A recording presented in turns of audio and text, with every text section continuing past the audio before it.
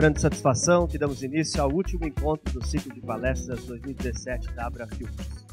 O tema escolhido de hoje é Cenário Econômico para 2018 e 2019. Temos a honra de receber novamente o professor Roberto Dumas. Roberto Dumas Damas tem mais de 30 anos de experiência no mercado financeiro doméstico e internacional. Dumas trabalhou em diversas instituições, tais como UBS, Citigroup, Lloyds Bank e Itaú BBA. De 2007 a 2011, representou o Banco Itaú BBA em Xangai. No último ano, atuou no Banco dos BRICS, em Xangai, na área de operações estruturadas. Dumas é mestre em Economia pela Universidade de Birmingham, na Inglaterra, mestre em Economia Chinesa pela Universidade de Fudan, na China, graduado e pós-graduado em Administração e Economia de Empresas pela FGV. Professor de Economia Internacional e Economia Chinesa do INSPER, da Fundação Instituto de Administração, FIA-USP, IBMEC e São Paulo Business School. É também autor dos livros Economia Chinesa, Transformações, Rumos e Necessidade de Rebalanceamento do Modelo Econômico da China, pela editora São Paulo, e também Crises Econômicas Internacionais, pela editora Saraiva. Nossos agradecimentos ao professor Dumas, seja muito bem-vindo novamente. Uma salva de palmas e uma ótima palestra.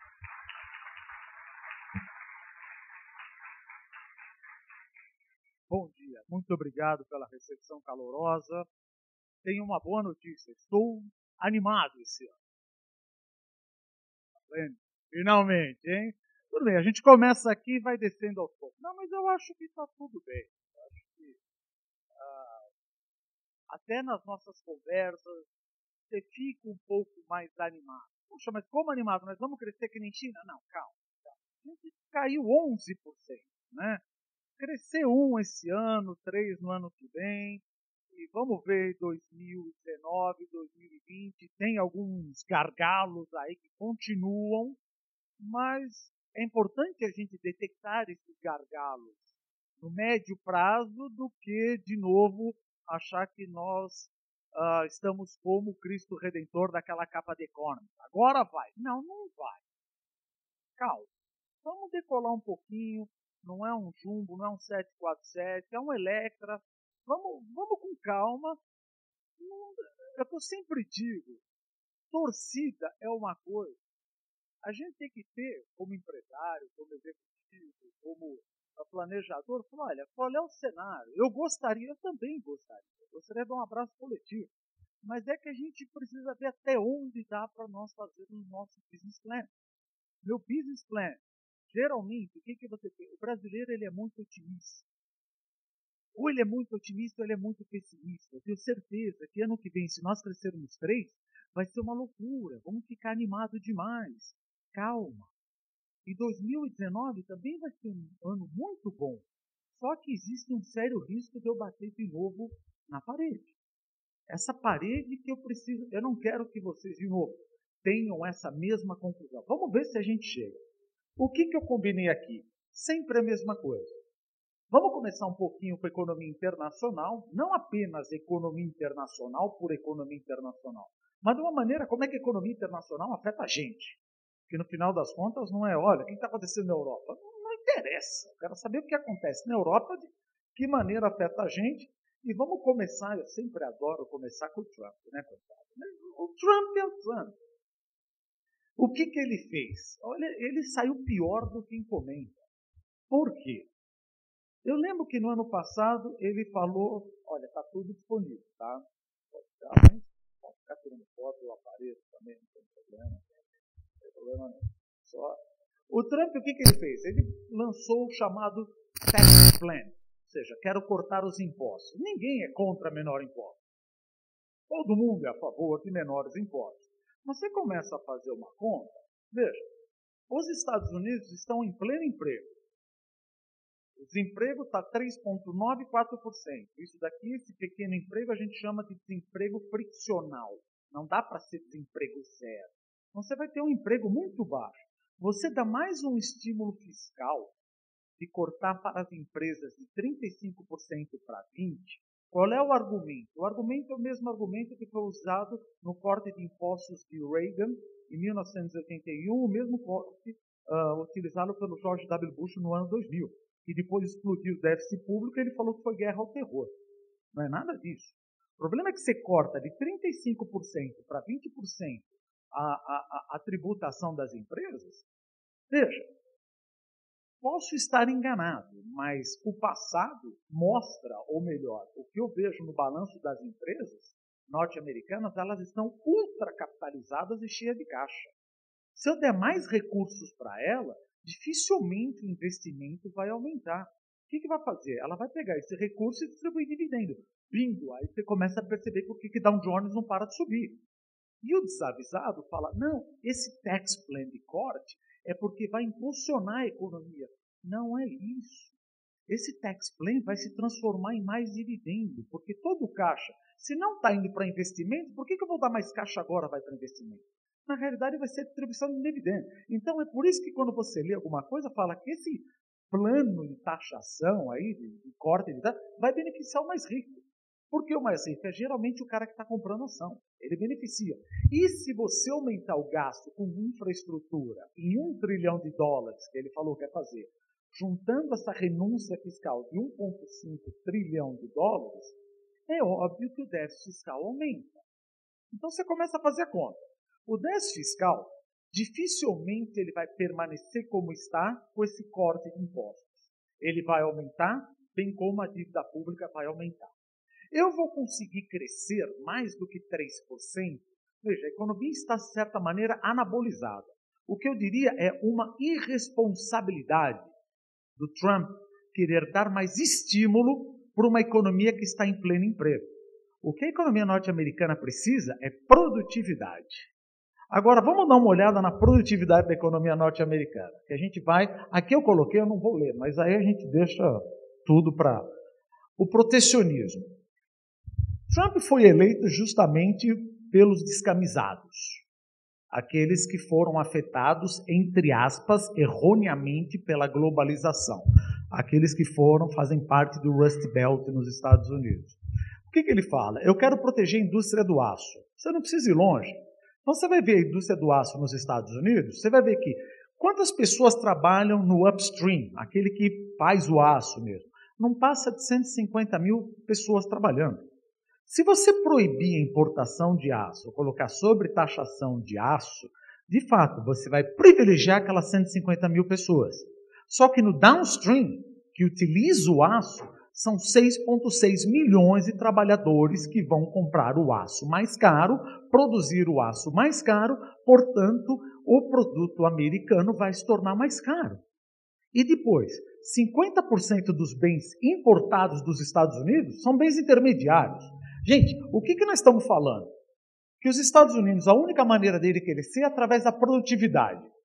Se ele fizer essa sobretaxação, a produtividade vai cair, vai ficar mais caro, ele vai exportar menos. E aí, dado o conhecimento enorme de economia dele, o que ele vai falar? A culpa é da China. Lógico, é mais fácil culpar alguém do que eu olhar para o meu umbigo. A culpa é da China, a culpa é do México, a culpa é do Macron, a culpa é da Angela, a culpa é de todo mundo, nunca dele. É o Homer Simpson, a culpa é minha, eu ponho onde eu quiser. Ele sempre acha que é alguém o culpado. E outra, mesmo que você coloque essa sobretaxação de impostos no aço, não vai gerar o emprego. Porque o problema daquele Rust Belt, por que eles perderam o emprego? Por causa da tecnologia. Em 1980, você precisava de 10 homens-hora para produzir 1 tonelada de aço. Ano passado, você precisava de 2 homens-hora para produzir a tonelada de aço. Ou seja, é a produtividade, a tecnologia que melhorou. Se você piorar isso daí, gente, o que você vê? A economia norte-americana, agora direto no ponto, muito provavelmente a economia norte-americana, ela está excedendo e já vai bater na pressão inflacionária, provavelmente no ano que vem, e o Fed já falou que vai subir a taxa de juros. Ele vai subir 3 a 4 vezes no ano que vem. E pode subir mais se esse déficit fiscal que o Trump está colocando piorar.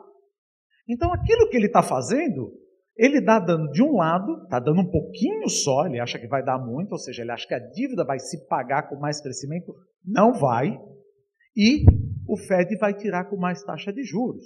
Então não tem como os Estados Unidos crescerem mais do que 3% sustentavelmente. Não vejo uma possibilidade. Política monetária contracionista. E outra, aquele que a gente chama de afrouxamento monetário. Já falaram que eles querem enxugar mais ainda a liquidez do balanço do Banco Central. Ou seja, vai vender título para tirar recursos da economia e já subir a taxa de juros. Tudo mostra que a economia norte-americana não vai ficar nesse glamour. E uma coisa é quando a economia vai mal e a imprensa gosta de você. Outra coisa é que mesmo a economia indo bem, a imprensa ainda não gosta de você. Então, a hora que a economia começar de 3 para 2,8 para 2, eu não compro reeleição de Trump. Vejo mais praticamente a menor chance e, quiçá, talvez o impeachment dele. Então, isso é uma coisa que a gente tem que trabalhar do lado aqui. Do lado da geopolítica, o que eu vejo? Veja, é uma coisa que eu sempre falo. Eu, Tumas, dou aula, tal. Sou conhecido assim por 110 pessoas. Eu posso mandar Twitter de vez em quando. Não vou ter um raio. Agora, a gente sabe que do outro lado do planeta, você tem um gordinho maluco da Coreia, mas essa variável já está na equação. Todo mundo sabe que o cara é maluco. Todo mundo sabe que ele lança ogiva nuclear. O problema é que você tem um cara do nosso lado que também é maluco. E o que é pior, a hora que você começa a analisar a situação, fala, mas será que a China vai ajudar o que está acontecendo com a Coreia do Norte? Veja, se você começar a analisar por esse prisma, o que o Trump quer? O Trump quer que a China, o governo de Xi Jinping, ajude os Estados Unidos a eliminar o governo de Pyongyang, ou pelo menos tirar o governo de Pyongyang. Não há a menor chance disso acontecer. Por quê? Se você, de alguma maneira, derrubar o Kim Jong-un, e unificar aquela Coreia, ficar uma Coreia só, deixa eu entender aqui, eu não sou expert em geopolítica, mas se a gente fizer uma análise rápida, o que nós estamos falando? Nós vamos ter uma Coreia unificada, é isso? É isso. Com todas as ogivas nucleares da Coreia do Norte, isso. Na mão da Coreia do Sul, exato. Satélite dos Estados Unidos, isso. No quintal da China, de jeito nenhum. A Coreia não vai querer isso. A China não vai querer isso. Então, achar que ele vai ser deposto e que vão parar de exportar óleo para a Coreia do Norte é um bruta erro de cálculo. Então, já coloque isso, Sr. Trump. Cuidado com o miscalculation das coisas. Se acontecer alguma coisa, é óbvio que a China entra. E o cara sabe atacar. Ele não precisa de lançamento. Ele pega o giro e joga com a mão na Coreia do Sul. É do lado. E depois da Coreia, traz o Japão. Teve um jornalista que perguntou para mim o seguinte, você acha que eventualmente uma guerra na Coreia, Deus me livre, não vai acontecer. Eu acho que o Trump não faria uma coisa dessa. Uma guerra eventualmente teria problemas para o Brasil? Respondi, deixa eu dar uma olhada, porque se a Coreia do Norte jogar uma bomba na Coreia do Sul, não estou falando nem bomba nuclear, certamente da Coreia do Sul vai atacar o Japão. Ataca o Japão, os Estados Unidos entram. Os Estados Unidos entram, você tem uma base em Guam e nas Filipinas. Entram também. Entrou, a China também vai entrar junto com a Rússia, com os Estados Unidos. Não, eu acho que não. O Brasil está super bem, nós vamos continuar crescendo. Gente, está todo mundo em guerra. Estados Unidos, Rússia, China, Coreia, Japão, Filipinas, quem mais faltou? Camboja não está em guerra. É óbvio que nós vamos ser afetados, não há a menor dúvida. Mas é o que eu sempre digo, ele falar um negócio desses fica muito complicado. E eu tenho um receio muito, de algum momento, um miscalculation da coisa. Ele achar que a China é parceiro dele. A China não é parceiro dele. E a gente vê que a China está ocupando um espaço enorme do Trump. Olhando o 19º, aí exatamente o que impacta a nossa economia. O 19º Congresso do Partido Comunista Chinês. PCC, a gente fala, não põe o PCC que você não... Fala, não, que PCC de São Paulo? Não. Partido Comunista Chinês. Se você começa a pensar, primeira coisa que todo mundo já sabe, o Xi Jinping pegou um poder absoluto dentro da China. Ele eliminou todos os dissabores e as desavenças Porque você fala, na China tem democracia? Não, não tem democracia. Esquece, isso não existe. Mas democracia dentro do Partido Comunista Chinês existe. Eu deixo você falar o que você quer dentro dessa sala. Fora dessa sala, ninguém fala nada. O que ele queria o poder absoluto? Para que você quer o poder absoluto? Você tem duas possibilidades aí. Uma, o Xi Jinping é um tirano, como um tirano qualquer da Arábia Saudita ou do Oriente Médio, o que eu não acho que seja. Ou o que ele está querendo, o que ele quis fazer, é eliminar facções dentro do Politburo, do Partido Comunista Chinês, justamente para poder implementar a reforma tão necessária para transformar a China numa economia voltada para consumo. Mas por que não faz isso? Não, veja, não é assim. Você tem interesses enraizados. Você tem... pessoas vão perder emprego. Você está com uma relação dívida-PIB de bancos de 250% do PIB. Ela pulou de 160% para 250% do PIB. Eu sempre falo, economia você tem consumo, investimento e exportação líquida. Exportação líquida não movimenta. Só mexer com investimento. A China investia cada vez mais para bombar o PIB dela. Só que veja, a relação dívida-PIB pulou de 160 para 250 e o crescimento chinês está cada vez menor. Você está se endividando mais, você se endividou 90% mais em 9 anos para o PIB cair de 10 para 6,5. Olha, eu posso estar enganado, mas você está investindo em coisa errada. Não tem jeito. Xi Jinping falou, não tem jeito, eu preciso ligar o consumo. Para eu ligar o consumo, eu preciso de alguma maneira transferir a renda que foi dada para as empresas estatais de volta para a população. Ou seja, aumentar a renda da população chinesa. Aonde eu me beneficio aí? Como eu sempre falo e continua subindo. Agribusiness. O agribusiness vai continuar suprindo cada vez mais a China. E proteína animal. E papel e celulose. Então, o momento dele ter esse poder absoluto é para, de fato, fazer toda essa reforma. Só que o Ocidente pode ter uma visão distorcida do que vai acontecer para a China. A China cresceu mais nesse ano e mais no ano passado, justamente para legitimar o Xi Jinping, para ele poder limpar o Partido Comunista. Limpou, está absoluto. Agora, muito provavelmente, a China vai crescer menos, mas mais sustentavelmente impulsionada pelo consumo. Só que o Ocidente não vai entender. Provavelmente, quando a China falar que ela cresceu 5,5%, 6,1%, a bolsa vai cair. Mas se ela for impulsionada pelo consumo, veja, é isso que é bom. Ela não está crescendo mais via anabolizante, via crescimento da dívida bancária. Isso não é sustentável. Então, o que eu estou vendo? A China vai crescer cada vez menos, porém com consumo maior. Ponto negativo. Veja, se ela vai investir menos do que a gente imaginava e consumir mais do que a gente imaginava, continua ponto negativo para o minério de ferro. Quando estava $90 o minério de ferro, eu falei, não está isso, não é isso. O negócio ia para baixo, foi, voltou, mas não vejo como ser sustentável o minério ir para 90 e ficar de novo. Agora, agribusiness, não estou dizendo o preço da soja, não estou dizendo a roupa, da proteína animal, mas a demanda certamente vai aumentar. Certamente vai aumentar. E Xi Jinping tornou-se o verdadeiro líder mundial. Trump, que tem uma imprensa que não gosta dele, que ele só consegue ter eco no Twitter, é óbvio que Xi Jinping está vendo aquela bola quicar e fala, vixe, eu sou a favor do acordo do clima, porque o Trump quer sair do acordo do clima. Eu saí do TPP, eu sou a favor da globalização. Não é bem assim, porque a conta capital da China é fechada. Então, ou você é ou você não é a favor da globalização. Globalização significa, eu acho que todo o dinheiro deve circular. Não estou dizendo que a China deveria abrir a conta capital. Mas ele está vendo que o Trump está deixando bolas quicando e ele está pegando toda essa liderança.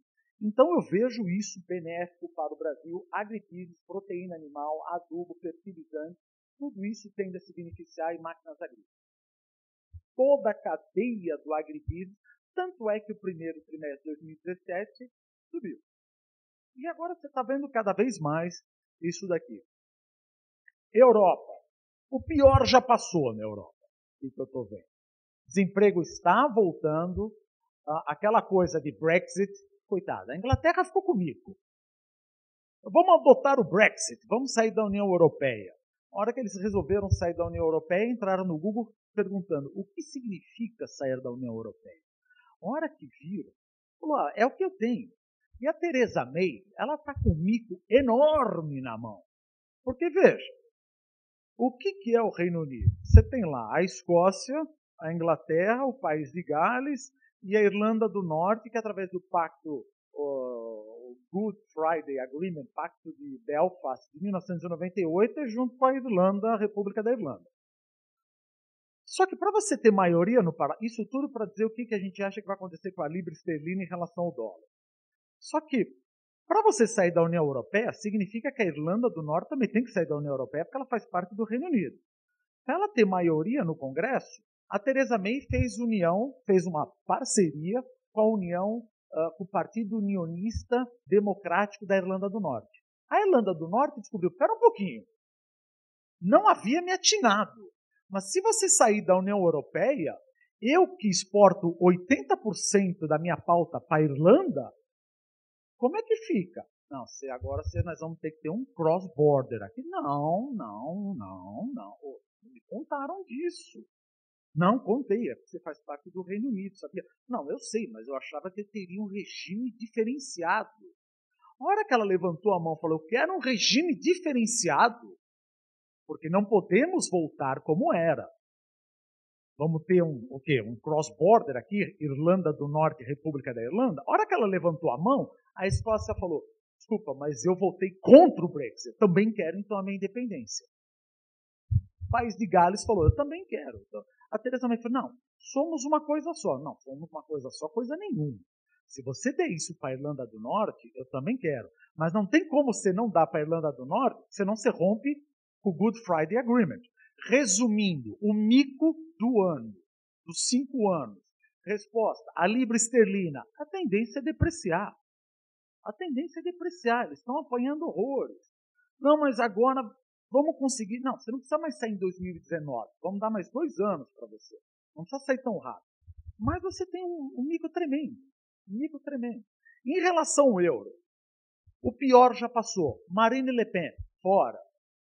Geert Wilders, da Holanda, fora. Macron, legal. Problema. Alemanha. Não é que é o problema. Mas a Angela, que sempre teve a maioria, ou seja, não a Angela, mas a União Democrática Cristã e a União Social Cristã, junto com o Partido Social Democrático, sempre tiveram maioria no Bundestag. Agora não tem mais a maioria. O SPD aqui, o Partido Social Democrata, ele está naquele, eu vou para oposição ou não vou para oposição? Só que, o que era o futuro da zona do euro? Era o Macron falando de mais Europa, junto com a Angela Merkel falando mais Europa e mais euro. Porque é o que eu sempre brinco, que a Europa precisa é mais Europa, não menos Europa. Só que quanto mais atentado os terroristas fizerem, menos Europa e mais partidos anti-euro começam a subir. Terrorista não é burro, ele é louco.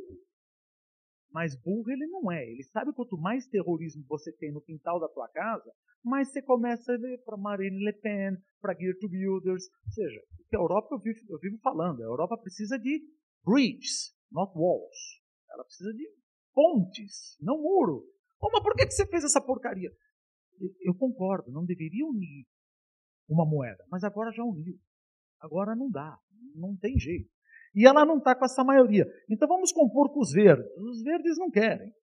Justamente o FDP, não é o que é isso daí, mas é o Partido Liberal Democrático, ele vai contra o aumento da centralização da Europa. Gente, você precisa de mais centralização europeia. E o Macron está meio sozinho. Então, se isso daqui não for resolvido, aqui eu coloco, deixa eu só colocar rápido aqui, já vou voltar. Olha como se comportou a relação dólar-euro. Brexit, 23 de junho de 2016, ou seja, o dólar apreciou e o euro depreciou. Porque apesar do Reino Unido não estar na zona do euro, você abriu mais ou menos, deu uma olhada na como é que seria o inferno. Falou, puxa, se o Reino Unido sai, a Marine Le Pen vai querer sair. Não, mas a União Europeia com a Marine Le Pen, isso é zona do euro. A Marine Le Pen e o Beppe Grillo entram na Europa, na Itália, vem o Geert Wilders na Holanda, isso vira um inferno. Bom, então vamos depreciar essa moeda. Macron eleito na França. O euro começa a apreciar. Aqui, fragmentação da maioria do Bundestag, 24 de setembro. Deprecia, referendo sobre a Catalunha. Continua depreciando agora, talvez, o social-democrata. O que a gente precisa olhar? Saber agora, porque tem muita informação. Qual é a tendência que pode mostrar do euro? É saber se, de fato, a Alemanha vai conseguir ter a maioria tão necessária do Bundestag para conseguir liderar a Europa junto com a França. Isso vai movimentar a relação dólar-euro. Porque o que está acontecendo nos Estados Unidos, praticamente a gente já sabe, já está mais ou menos precificado. A incerteza é saber se ele vai conseguir precificar isso daí. Se essa maioria ocorrer, tendência de apreciação do euro, depreciação do dólar. Quer dizer, nessa brincadeira você sabe, libra esterlina. Você tem certeza? Não. Finanças, economia, ciências humanas. É o meu melhor guess. A probabilidade é muito maior de que a libra esterlina continue numa tendência de depreciação e que o euro continue numa tendência de apreciação. É um educated analysis aqui. A hora que você volta aqui, se você puder apertar aqui, por favor. O que a gente vê na França? Macron foi eleito justamente para fazer as reformas trabalhistas. Puxa, mas não é só no Brasil? Não, em todo mundo. Se você começa a olhar aqui, Grécia, Irlanda, Portugal e Espanha, custo unitário do trabalho, Portugal, Irlanda, Itália, Grécia, Espanha, mais França, mais Holanda e Alemanha. Você vê que esses países, Grécia, Irlanda, Portugal e Espanha, eles derrubaram o custo unitário do trabalho. Quer via menos salários, uma reforma da Previdência, menos benefícios, menores benefícios ou maior produtividade. É o que você precisa. Você está tocando fogo na casa para assar o frango. Sim, eu não tenho moeda, eu preciso fazer isso. Quem não entendeu a lição de casa ainda? Olha a Itália. A Itália que estava em déficit continua aumentando o custo da mão de obra? Não, filho. Olha a Alemanha como entendeu. A Alemanha está subindo o custo da mão de obra, porque ela tem um bruta superávit intra-euro. Então você precisa se ajustar. O que o Macron vai fazer? Certamente o objetivo dele é derrubar o custo da mão de obra da França, para ficar mais competitivo. Pode voltar para mim, por favor? Só que isso daí, você já imaginou fazer? Quem conhece França, francês, são fáceis, né? Fazer uma reforma trabalhista na França, isso é uma coisa que você defender a reforma da Previdência num sindicato de servidores públicos. Vai ser difícil. E francês, todo mundo acorda lá em cima e despenca quem vai embora. Sem a Alemanha, ou seja, o pior já passou. Não estou vendo um risco de ruptura. Não estou vendo. O pior é o seguinte: se ele não fizer a coisa boa, a Marine Le Pen ressurge das cinzas. Aí é complicado. Aí é uma coisa que a gente tem. Mas, por enquanto, o que a gente vê? O pior passou. E só me preocupa essa maioria da Alemanha aqui. E no ano que vem, oxalá Beppe Grillo não ganhe. E Beppe Grillo seria o Ciao Italy. Ele também falou, quero sair da zona do euro, etc. E vamos em frente. Japão. Finalmente o Japão, o Abenomics está dando efeito. E Rússia. A gente pode até não gostar muito do Putin, mas certamente ele vai ser reeleito. 83% de aprovação. O que é bom, deixa o cara, ou seja, não estou falando por motivos humanistas. O Trade Frictions vai continuar e quem vende carne somos nós para ele. Ótimo. Veja, que bom. Tudo leva a crer que o agribusiness, proteína animal e papel e celulose, por motivos geopolíticos e reforma econômica em determinados países, tende a beneficiar esses setores no Brasil. E essas informações estão tudo na nossa frente. Está tudo na nossa frente. E o Trump não vai abrir isso daí para ver. Veja, a gente sempre fala, eu escrevi o livro de crises econômicas, bolha, etc. Aqui o que a gente tem? O Price Earnings Ratio, preço-lucro das ações, que é do Standard Poor's. Veja como estão as ações dos Estados Unidos. Ela está numa relação Price Earnings, preço-lucro de 31,15. Já subiu um pouquinho mais. Quando foi a outra vez que ela esteve tão alta? Em 1929 e no boom da bolha da internet. Desculpa, não está muito alto isso? Não, está alto, mas vale a pena. Não, ninguém está dizendo que não vale a pena, que nem Bitcoin. O que você acha de Bitcoin? Não tem lastro, não é moeda, mas não vou comprar? Lógico que eu vou. É uma pirâmide? É óbvio que é uma pirâmide. Alguém vai te segurar? Não, ninguém vai segurar. Isso é jogo, isso é cassino, isso é Macau. Não tem nada. Mas a preocupação que fica é o seguinte. A hora que você começa a ver. Está alto, está alto. Será que reverte? Não sei, mas se começar a fazer uma análise, porque aqui eu coloquei um link, não vai entrar, mas também vocês podem entrar, que eu mostro o preço de housing na Suíça, na Suécia, você vê que só sobe. Quando a taxa de juros está muito baixa, aonde você coloca o dinheiro? Em renda variável, real estate. Veja a Irlanda, veja a Espanha, veja a Itália. Quando a taxa de juros está muito baixa, ou você vai para a renda, por isso que o Brasil teve, entre aspas, uma pequena bolha imobiliária em 2012, 2013, quando a taxa de juros estava 7,25 e a inflação estava 7, você colocava numa compromissada, perdia dinheiro. Subiu a casa. Se por um acaso a zona do euro começar a aumentar, o Banco Central Europeu começar a subir a taxa de juros, que ele falou que vai começar a subir a taxa de juros, não talvez no começo do ano que vem, mas no final do ano que vem, os Estados Unidos subir a taxa de juros, eu estou vendo um aumento generalizado de taxa de juros no mundo todo. Será que isso daqui não pode voltar? Então me preocupa, porque aparentemente a bolsa nunca esteve tão alta nos Estados Unidos e nós estamos pré-momento de recrudescimento da política monetária dos Estados Unidos e da Europa. Tudo isso mostra que é momento de sair. Tem certeza? Não dá para pegar o olho da moça. Mas aqui dá para ver que já subiu demais. Já subiu. Dá para aproveitar mais um pouquinho? Dá. Mas é o que eu digo. The trend is not your friend. Todos os momentos de crise estiveram desse tamanho. Ah, mas aquela vai continuar subindo. Eu insisto. Pode ser. Mas, desculpa. Os Estados Unidos não vai subir taxa de juros? Vai. Não vai subir 4 vezes ano que vem? Vai. A Europa não vai subir taxa de juros? Vai. Não é melhor ir para a renda fixa em vez de ir na bolsa? É. Eu vou vender isso aqui. Não vejo que ainda haja espaço. Enfim. Pontos de atenção para a economia internacional. O que eu vejo aqui? Primeiro, protecionismo de Trump. Se isso piorar, certamente a economia norte-americana piora.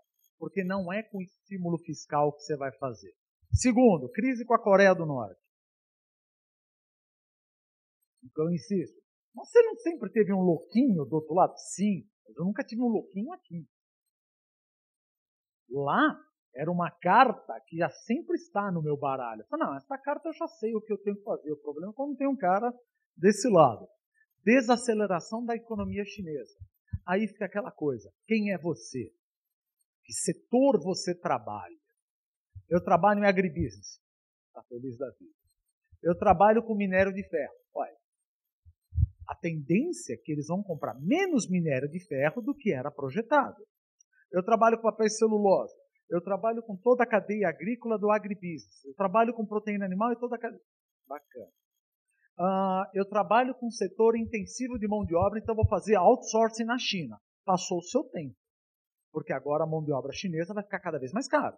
Então fico no Brasil? Não, filho, é hora de você começar a paquerar Vietnã. Não mais ir na China. Está na hora de você começar a paquerar Vietnã. Não, eu não faço outsourcing, eu acredito no meu país, eu adoro, eu canto o hino, faço tudo, eu acho bacana, quero fazer aqui. Se você não morreu ainda por causa da China, numa competição de mão de obra, agora é hora de você relaxar um pouco, porque ela não vai ser tão mais competitiva. Porém, num crescimento menor, a Bolsa não vai entender um crescimento menor como uma coisa salutar. Crescimento menor, porém sustentável, não tem conversa. Vende. Vende, aí começa... Aí todo mundo querendo falar, mas a China está em crise. Não é crise, é política econômica deles. Eles querem fazer isso. Poxa, mas a economia não é simples. Não era simplesmente dar dinheiro do investimento para o consumo. assim, se eu fizer isso rápido, eu mando todo mundo embora. Vamos ajustar. Ajusta, manda todo mundo embora, ajusta. Não, da última vez que a China teve um crescimento de 2%, 3%, foi em 1989, justamente quando teve o massacre da Praça da Paz Celestial. Então você não pode fazer um hard landing na China. Tem que ser um soft landing, vai devagar. Se você der uma pancada, o cara reclama, aí eu tenho que botar o tanque na rua. Então não é salutar. O negócio vai sendo cada vez menos. E se sair de giro, tiver um hard landing, ele joga as empresas estatais para ir a 5, 5,5. Agora, como ele está com poder absoluto, se tiver uma tensão social, ele pode... Por que agora eles estão cercando cada vez mais Facebook? Aliás, Facebook é proibido. Estão cercando cada vez mais o WhatsApp e o WeChat. E já sabe que a tensão social com essa reforma vai piorar. Vai piorar. Não estou querendo dizer que isso é um ponto negativo. Isso é um ponto positivo para nós que trabalhamos no agribusiness, trabalhamos com soft commodities. Tudo mostra isso. Tudo mostra. Vamos para o Brasil. Notícia boa. Aqui. Paramos de cair, graças a Deus. Tudo bem, né? Caímos 11% per capita em 11 trimestres. Eu falei já há algum tempo. Nem país em guerra tem coisa pior do que isso. A Ucrânia caiu mais. Não, tá bom. A Venezuela tá bom. Puxa, vocês me dão uns exemplos, né? Mas nós não estamos em guerra. A gente teve Copa. Não estamos em guerra. Não teve Copa. Nós é bom para fazer isso, né? A gente é. Mas começamos a crescer. 1,3 quarter over quarter, 0,7, 0,1. Mas aqui no terceiro TRI já deu um crescimento de 1,4% ano a ano. Você pode apertar esse primeiro aqui, por favor? Ó. Primeiro. Aí eu abro aqui. O que dá uma olhada? Eu acho super simpático. Primeiro, dá uma olhada na agricultura. A agricultura, claro, a safra maior no primeiro quarto, depois ela ficou um drag negativo aqui. Lado da produção. A hora que eu olho o lado da demanda, consumo das famílias, você vê que o principal estímulo ao crescimento do PIB é o quê? Consumo. Gente, é óbvio que consumo tende a crescer. A inflação caiu, a taxa de juros está caindo, o emprego está voltando, a renda da família está voltando. Você começa a consumir. Você tem um bruta, que a gente chama, hiato de produto. A minha capacidade produtiva está aqui. Eu vou crescer até bater na parede. Esse ano, 1%. Ano que vem, 3%. Se nada de ruim acontecer, que nós vamos dizer, em 2019, mais 3%. Só que se essa parede não se mexer, eu vou bater no voo da galinha. E o que eu estou vendo por enquanto, a hora que você olha investimento, ele não está subindo ainda. Já começou a reagir após 15 trimestres consecutivos de queda. Cuidado com a alegria. É aquilo que eu sempre falei nos 2 últimos anos. Nós estamos tocados etilicamente. Estamos felizes, nós estamos nos achando sexy. O consumo vai subir. Mas a noiva nem entrou ainda. O investimento não está rolando. E isso pode bater lá em 2020 e o Banco Central ter que voltar a subir a taxa de juros que vai bater na inflação. Não é o consumo. O consumo vai subir.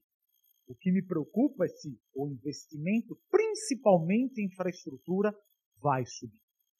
Se isso não subir, aí você vai ter uma alegria. 2018, 2019, acabou o hiato do produto e voltou. E voltou. Não tem como. Você pode voltar aqui, por favor? Selic, que nem nós falamos. Aumento da renda da família. O que me beneficia quando tem um aumento da renda da família, que eu já acabo falando por isso aqui? Consumo. No momento que você aumenta o consumo, a primeira coisa é vendas no varejo. Principalmente aquelas que ainda não dependem muito de crédito. Porque o banco ainda não está muito afim de dar crédito. Linha branca, linha marrom, isso tende a se beneficiar. Serviço, comércio, tende a se beneficiar. Setor da construção civil. Por que o setor da construção civil apanhou tanto, teve tanto distrato? O principal macrodriver, os macrodrivers da construção civil, são o quê? Taxa de juros. Puxa, a taxa de juros foi para 14,25. Sim, renda das famílias. Eu fui mandado embora. Pumba. Vontade de tomar dinheiro, de emprestar. 0. Por isso que a construção civil caiu. Por que agora a construção civil, no meio do ano que vem, começa a subir e as ações das incorporadoras já foram? Já subiram tudo. Renda do trabalhador está subindo. Taxa de juros está caindo e os bancos estão interessados em emprestar para você comprar casa própria. Então, a construção civil é um setor que tem de voltar rapidamente já no ano que vem. Quem já voltou, só para acabar aqui, olha como nós somos bons, só para ver. Nós estamos com déficit primário, essa é a meta, de 159 bilhões. Em 2009, nós estávamos com superávit primário de 210. Tivemos a capacidade de fazer uma reversão de 359 bilhões. Mas, graças a Deus, depois dessa reversão, a economia bombou. Não. Gastamos 359 bi, mas a população está mais feliz. Crescemos numa média de 4,5. Foi dinheiro bem gasto. Não é? E agora, gente, você concorda? E tem gente que fala, não é isso. Como não é isso? É isso. Gastamos demais, gastamos errado. Paciência. E Moody's provavelmente vai dar um downgrade na gente. Hoje saiu no jornal que a reforma da Previdência foi postergada para fevereiro. Isso já é uma derrota. Já é uma derrota. Ano que vem, o cara fala, gente, eu estou mais próximo da eleição. Você quer que eu vote a reforma? Não, mas ela é importante. Pode parar com essa coisa, essa groselha. Eu entendo, mas o meu colegiado não entende. Ele acha que reforma, eu vou ter que trabalhar até 100 anos. Ele não entende.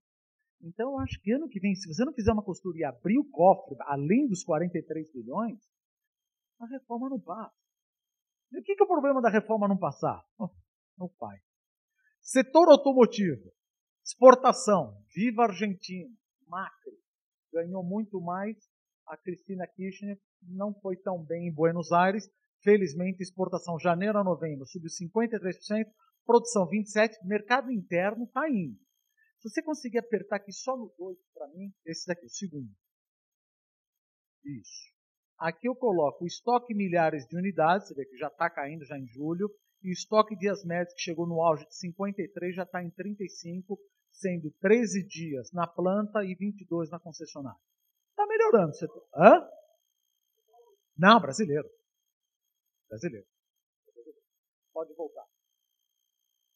Já está melhorando. Renda do trabalhador aumenta, taxa de juros aumenta, bancos estão querendo emprestar mais para compra de veículo, e o negócio ainda. Construção civil, setor varejista crescendo, setor automotivo crescendo, construção civil vai crescer. Siderurgia depende da construção civil e do automobilismo, então ele vai a carreira. Ele tende a crescer, está dando sinal positivo para ele. Energia elétrica e óleo e gás. Gente, é o que mais se espera de investimento. Follow the money. Chineses, venham para cá, arrebentem tudo, tragam. Vamos fazer. Mas o pressão é nosso. Really? A questão é ver se a gente consegue derrubar aquele negócio de partilha para deixar concessão. Sabe aquela coisa de partilha? Olha, vamos entrar numa partilha. O petróleo que eu achar daqui a 12 anos, 1/3 eu dou para você. Não é melhor você me dar o dinheiro agora e cuida da tua vida? Não, vamos ficar juntinho. Eu não sei quanto vai estar o petróleo. Veja, olha a incerteza. Olha a incerteza que é uma partilha, que é aquele negócio da pressão. E o que seria interessante é uma concessão. Ó, você quer pegar? O petróleo é teu, a concessão, me paga em data zero e vai ser feliz. Porque olha a possibilidade de suborno e roubo no custo, porque depois que você tirou o custo, eu vou compartilhar o petróleo achado. Pensa que eu sou um investidor. Tá, como é que eu vou bidar se eu não sei quanto vai estar o preço do petróleo quando ele estiver em produção? E como é que você vai aceitar se você também, Brasil, não sabe? Não é melhor concessão? Eu pago e você vai cuidar da tua vida e eu cuido da minha? Filho, não é para você fazer petróleo, pega teu dinheiro e vai ser feliz.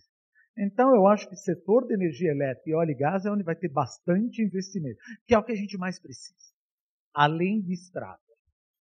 Alimento e agronegócio, estou positivo, aliás, saiu até ultimamente, possível abertura do mercado mexicano para carne in natura. Você está vendo? O Trump não pode ser de todo mal.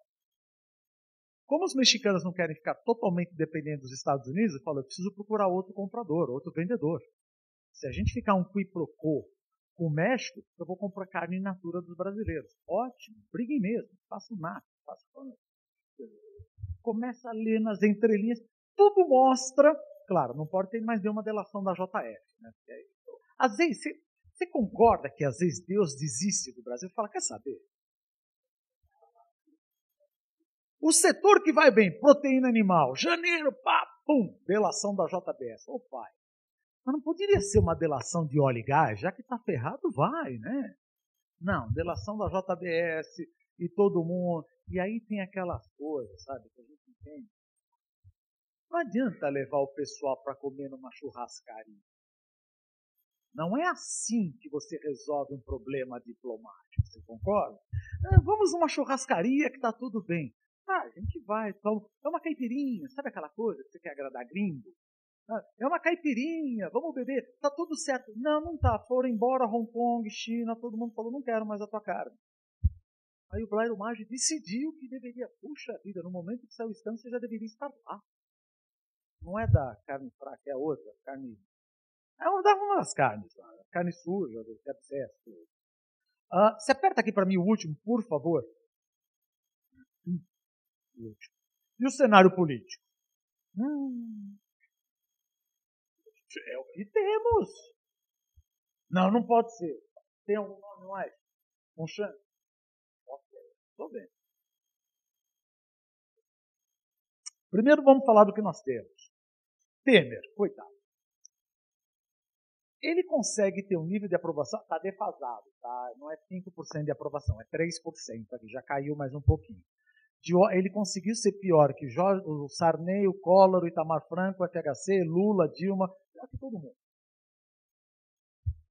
Então, ele não vai ser... Mas o que a gente tem aqui? Tem aqui a avaliação do governo, ótimo, bom, regular. Deve ser, então, enfim, confiança no presidente, etc. Tá, mas vamos para frente. O que eu tenho? Polarização. Lula com 36, Bolsonaro com 18. Vamos focar nesses dois casos. Como é que eu vejo? Não sou cientista político, mas eu vejo isso aqui como uma utopia regressiva.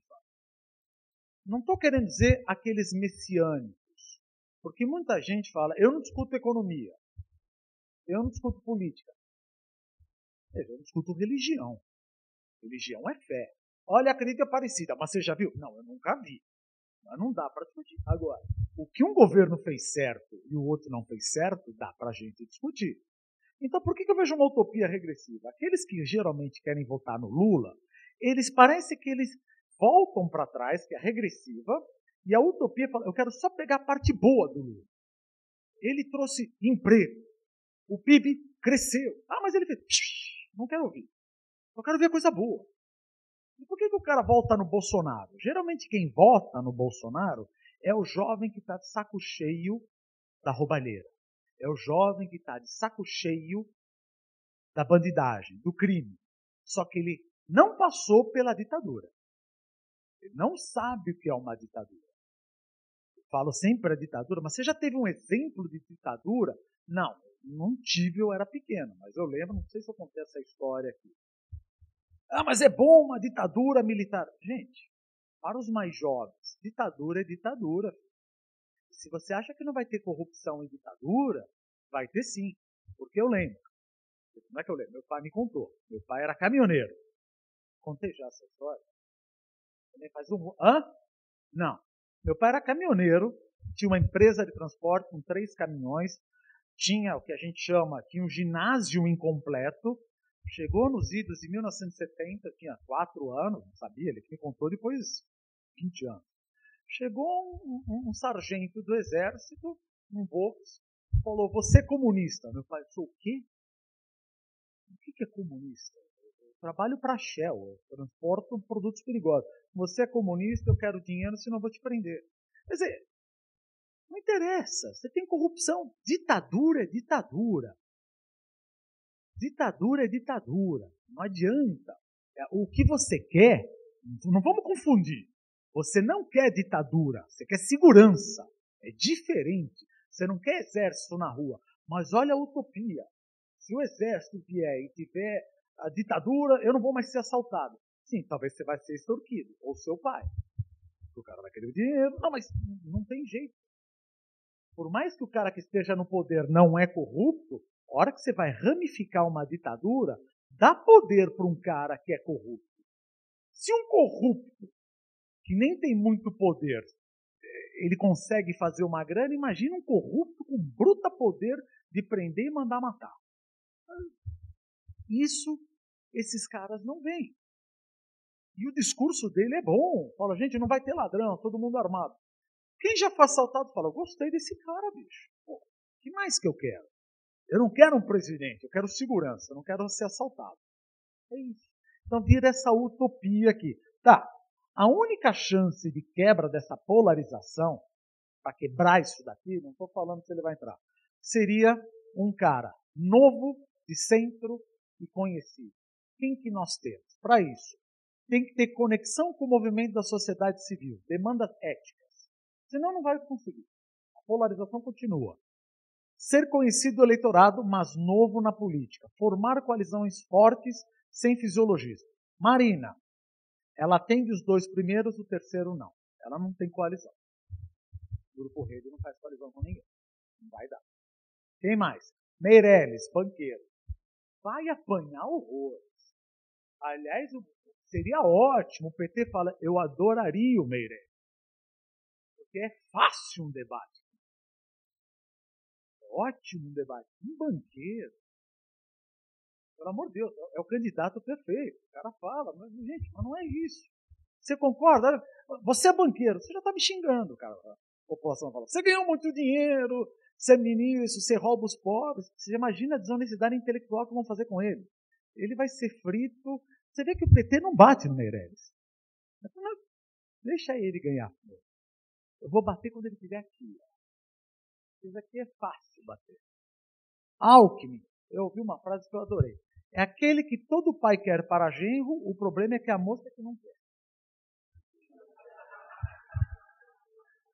É um cara ótimo. Pô, eu queria esse para casar com a minha filha. Meu pai, não quero não.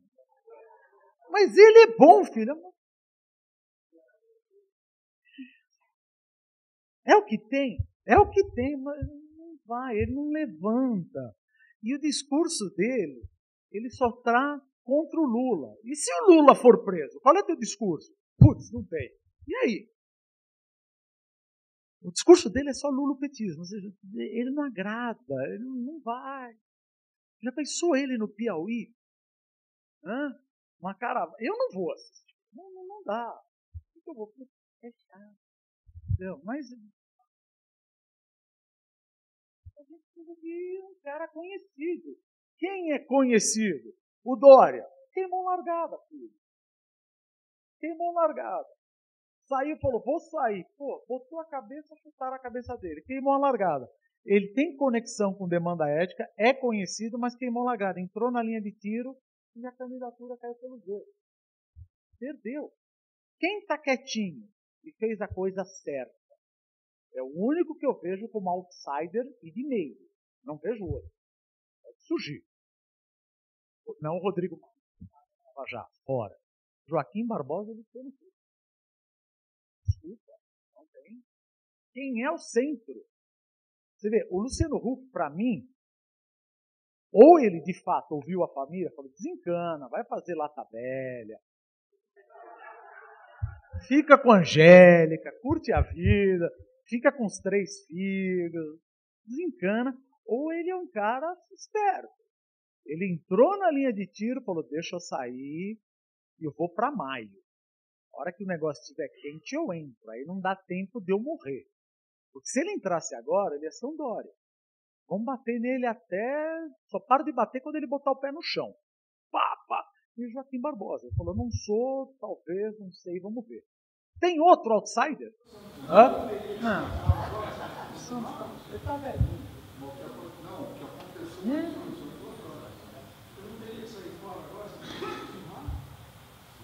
Ah, sair fora do ar? Não, o que eu entendo, acho que a Globo pediu, né? Não, ele precisa abrir o negócio executivo, eu coloquei aqui, quer ver? Chances do Lula, deixa eu só colocar aqui e já te falo. Quando que ele tem que abrir todos os cargos e anunciar? Prazo médio, 7 de abril. Prazo final para aqueles que ocupam cargos executivos renunciarem para concorrer nas eleições. Aí, antes de eu vir para cá, 3 ou 4 dias atrás, montei esse gráfico aqui, esse negócio aqui. Qual é a chance do Lula em 2009? Eu não gosto do Lula. Ninguém está perguntando se a gente gosta ou não gosta. Mas eu preciso trabalhar com o cenário do Lula ganhando. Eu preciso ganhar minha vida. Não é torcida aqui. Se ele ganhar, é um absurdo. Whatever, preciso ganhar dinheiro. E se ele não ganhar? Tá, vamos ver o que pode acontecer. A gente precisa saber se existe a chance e qual é a chance. E eu coloquei aqui, julho de 2017, que é o Legal Outlook. Julho de 2017, ele entrou com recurso no TRF4. 2018, o menor prazo que a atual equipe do TRF levou para julgar um recurso, 7 meses. Você vê que há 2 dias atrás eles marcaram para 24 de janeiro. Imediatamente. Como quem disse, tira esse mico da minha mão. Julgue rápido, ou sim ou não.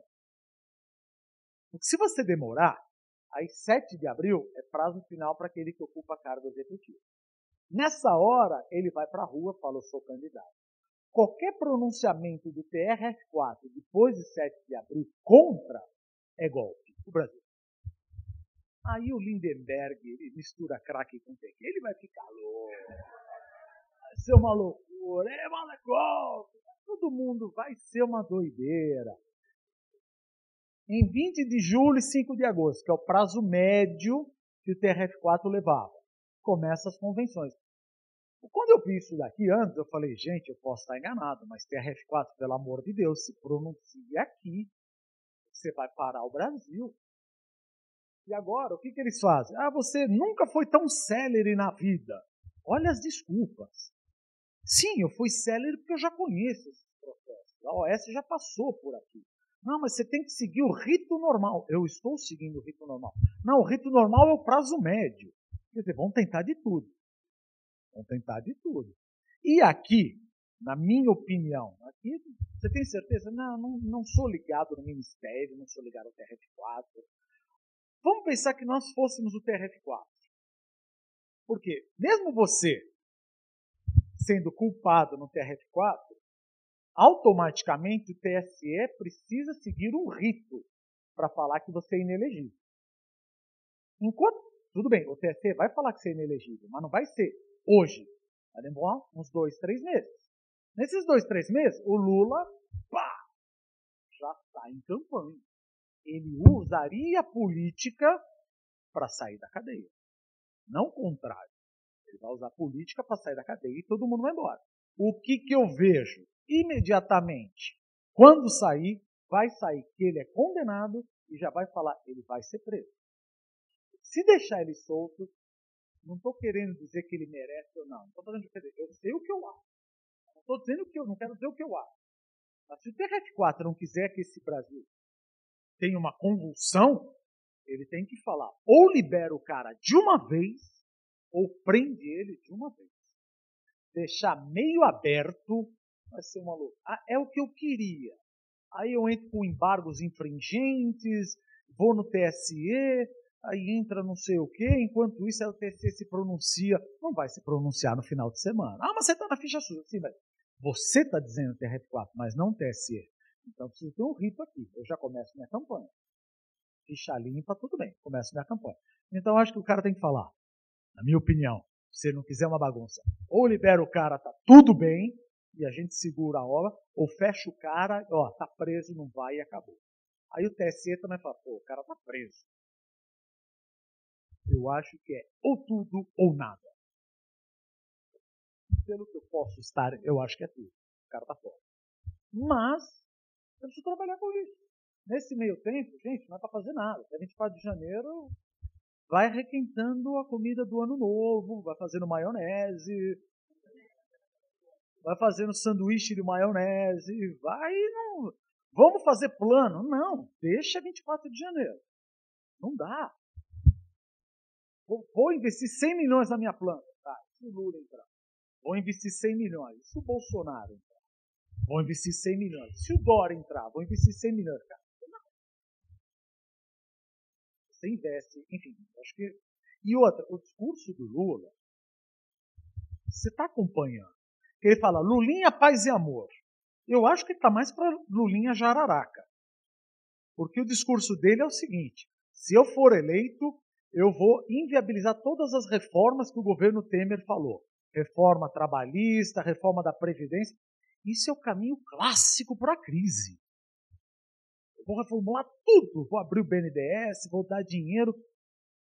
Oi? Tudo aquilo que nós... Sério? Parece que tem câmera escondida, né? Fala, é brincadeira. Isso é uma coisa séria para... Mas é um cenário que eu preciso trabalhar, filho. O que eu vou fazer? E aqui, 18 de agosto, 16 de agosto, campanha presidencial, 7 de outubro, primeiro turno, 28 de outubro, segundo turno, e aqui o prazo máximo do TRF. Ele não é bobo falar aqui que eu vou ficar. Vamos nos pronunciar aqui. Se ele vai se pronunciar aqui, ele tem que dar uma coisa. Ou tá fora, ou tá dentro. Não pode ficar. Ele é culpado, mas não merece ser preso. Não faça isso. Não faça isso com o país. Não estou querendo dizer que ele deve. Eu sei o que eu acho. Mas uma bagunça. Enfim. Hã? Sim, mas aí quando ele estiver preso, já prende o negócio da TSE, né? Porque o STF se pronunciou que o TRF, em segunda instância, a decisão, ele pode pedir a prisão. Pode. Mas o TSE ainda não julgou se é ficha limpa. É tipo, você está preso, mas tecnicamente eu não vi que você está preso. Não vejo você culpado, eu preciso analisar. E se analisar, ele vai aproveitar cada segundo para fazer campanha. E aí, cada campanha é um teste. E a Previdência? Precisa aprovar a Previdência? A gente vai trabalhar até 150 anos, sabe aquela desonestidade intelectual? Olha a nossa pirâmide etária, 2013. 7,4% da população tem acima de 65 anos, em 2060, 27% da população vai ficar acima de 65 anos. Ou seja, época da minha mãe, tinha 3, 4 filhos. Nossa época, não mais minha época. Você sabe que agora estão me chamando de tio na rua? Quem? Ah, um cara de 40 anos me chamou de tio. Mas se eu tenho 40 anos, você está me chamando de tio? Não, se eu tivesse 20, eu te chamava de avô. Eu falei, não, isso... Aí eu fiquei até contente. Eu falei, tio, obrigado. Eu falei, não, eu tenho 40. É meio triste. O brasileiro não tem mais filho. É um filho e meio por família. E com essa aposentadoria, o brasileiro está ficando cada vez mais velho. Gente, é matemática, pelo amor de Deus. É aquela coisa que eu estou falando. A expectativa do homem brasileiro, quando nasce hoje, é de 82 anos. Se ele for se aposentar com 55, eu perguntei, o que você quer fazer 30 anos em casa? Comer salame e tremoço? Por 30 anos. Ah, mas eu trabalhei. Você não ganhou? Eu estou usando a tábua atuarial da década de 70, filho. Não dá. Nossa expectativa de vida, graças a Deus, é 75 anos. Não tem jeito. Não tem jeito. E aí começa, todos são iguais perante a lei. Artigo 5º da Constituição de 1980. É mais ou menos. Não é todo mundo. Então você pega, total de aposentados servidores federais, 1 milhão. Quanto que gasta do setor privado? 29 milhões. Custo anual em bilhões, 77 bilhões e 150 bilhões.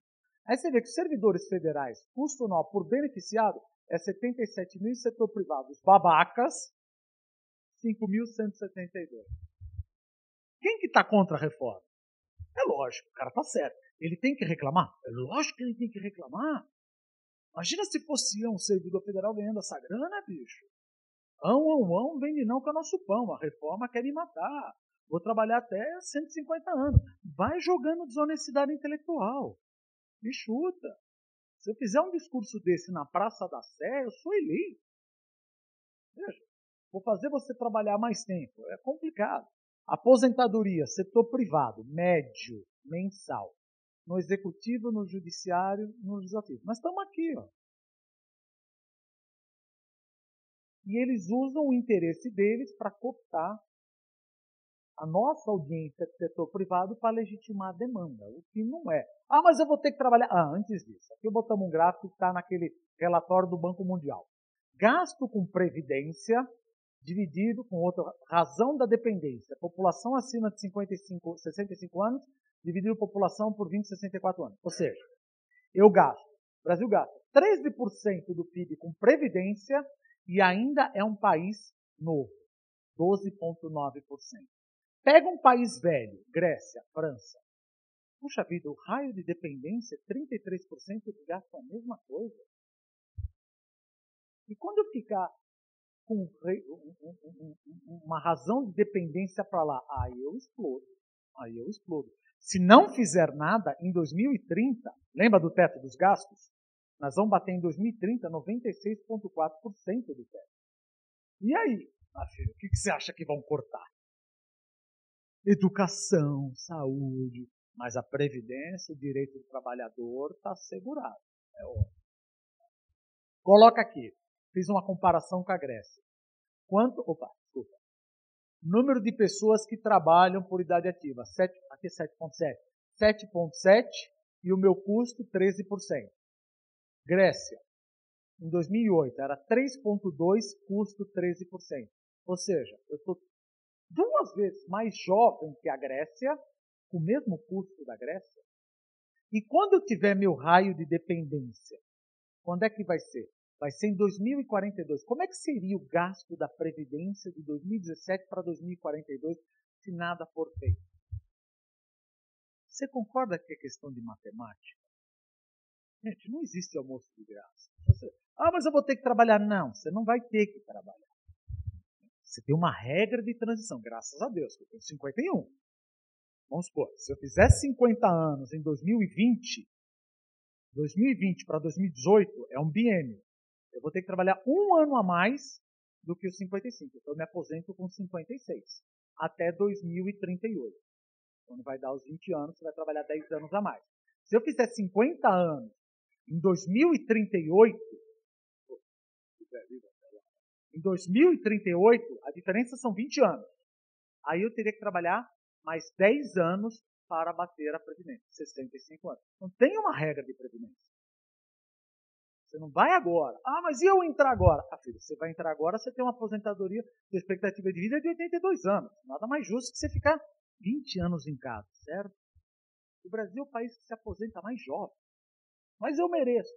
Perante Deus, a gente merece tudo. No money, baby. Eu sei. Estou acabando, prometo. Já começou a brincadeira. Despesa do Tesouro em julho de 2017. Você vê aqui que pessoal, INSS e Lei Orgânica de Assistência Social subiu 4% e 12%. Precisa.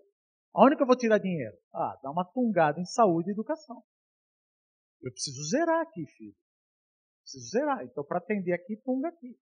Já estou fazendo isso. E se o negócio começa a crescer exponencialmente? Onde você acha que eu vou tirar? Enfim. Aqui eu gosto de mostrar. De fato, nós não gastamos muito. Saímos aqui numa relação dívida-PIB de 52, fomos para 76 e provavelmente deve bater 100% em 5 anos. A relação dívida-PIB. Aí pergunta, mas são juros malditos do Banco Central? Eu falo sempre, não tem um maldito no Banco Central. Esses juros que ele põe é porque a gente não confia no governo e a única maneira de financiar o governo é que ele pague aquela Selic. Mas ele é um malvado. Ninguém é tão sociopata assim de querer mal o mundo e o Brasil inteiro. Eu gostaria de fazer 2%. Mas você topa comprar título público que eu te pago 2%? Não, aí eu vou para dólar. Aí eu vou para consumo. Por que você não topa? Mas já veio o plano Collor, já veio o plano Bresser, eu tomei um monte de pula pirata na minha vida, você quer que eu compre um título público agora? Você é patriota. Pede para papai de Belém. Eu não vou. Então, é isso daqui. A hora que você vê novo esforço de reforma e ajuste, que eu fiz um update do ano passado, você vê que o risco Brasil, ele cai de 300, de 500 basis points, ou seja, 5% acima dos Estados Unidos, vai para baixo, e o câmbio acompanha. Aí se você fizer uma conta besta, se a reforma, certamente o dólar deve estar acordando pressionado hoje. Se a reforma finalmente não for aprovada em fevereiro, se você fizer um racional, o que deve acontecer? Provavelmente o risco país sobe, certo? O risco país sobe, o câmbio vai para cima. O câmbio vai para cima, suscita inflação. Suscita inflação, o Banco Central, ao invés de baixar mais a taxa de juros, ele começa a subir. Então, além de 24 de janeiro, precisa ver fevereiro se essa reforma vai ser aprovada. Esquece se eu vou ter que trabalhar. Se não for aprovado, tanto é que o Ilan falou, eu corto a taxa de juros e virá mais afrouxamento condicionado. Condicionado ao quê? Que a reforma da Previdência seja aprovada. Se não for aprovada, vai bater. Ah, mas o câmbio bate na inflação? Bate. Olha aqui o câmbio de 2015, batendo nos preços livres, e olha como ele ficou comportado aqui, 1%. Olha o câmbio batendo e como em 2017 está comportado. Se o risco do país aumenta, o câmbio sobe, depreciação, está morrendo. 2019 até fevereiro, ou melhor, além de você comer o resto, o soborô lá, vamos curtir o carnaval. Tem muita coisa para ter uma certeza. Se tudo isso der certo, aí a gente vai indo, dá para fazer um belo business plan. Mas o negócio está apontando bem. Índice de confiança e produção industrial. Uma produção industrial eu não estou vendo crescer. Não, é porque a gente está voltando para 2009. É que matemática cresceu 10%. Sim, eu estava no lixo. 2009 era uma maravilha. Sim, 10% não significa que você está sorrindo. Significa que você está com cara feio menor. Tá feio. Tem tempo ainda?